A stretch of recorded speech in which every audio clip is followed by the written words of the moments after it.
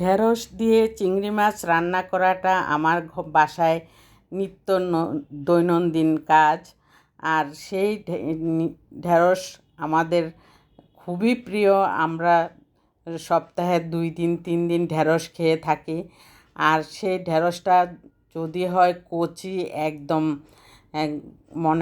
মনে হবে যেন বাজার থেকে গাছ থেকে পেড়ে আনা ঢেঁড়স। ওরকম ঢেঁড়স দেখে আমি বাজার থেকে আমার হাজব্যান্ডের সাথে বাজারে গিয়ে কিনে নিয়ে আসি। আর ওই ঢেঁড়সটা খুবই সুন্দর হয়, রান্না করলে মজাদার হয় এবং খেতে অসাধারণ লাগে।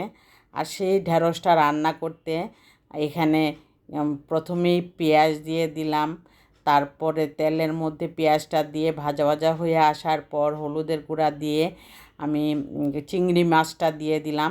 এখানে কোনো পানি টাচ করব না, পানি টাচ না করে এই ঢেঁড়সটা রান্না করব।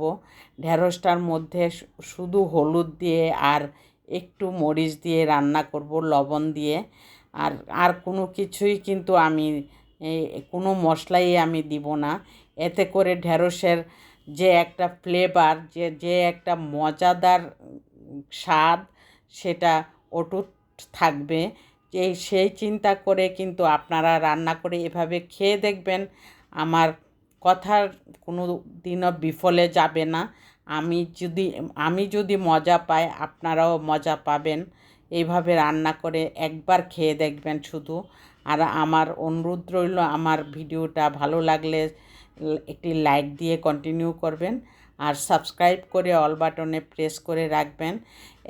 ঢেঁড়সটা কোনো পানি ছাড়া রান্না করলে কিন্তু তেলটা একটু বেশি লাগে, তবুও তেলটা একটু বেশি দিয়ে পরে তেলটা কিন্তু নিচেই পড়ে থাকে। এতে কোনো ক্ষতি করবে না শরীরের জন্য। এই ঢেঁড়সটা সুন্দর হবে, সেটাই সবচেয়ে বড় জিনিস। একটু তেল বেশি হলে কোনো সমস্যা নাই, তেলটা নিচেই থাকবে আর উপরে ঢেঁড়সটা থাকবে। আর এতে করে ঢেঁড়সটা সুন্দর কালারও আসবে এবং খেতেও অসাধারণ লাগবে এবং নরমও হবে। পানি ছাড়া কোনো কালার নষ্ট হবে না। এটা একটা টিপস মনে করবেন আপনারা, যে পানি ছাড়া ঢেঁড়স ভাজি করলে কেমন লাগে, সেটা আমি আজকে আপনাদেরকে শিখিয়ে দিলাম। যারা এভাবে করে থাকেন তাদের জন্য আমারটা না,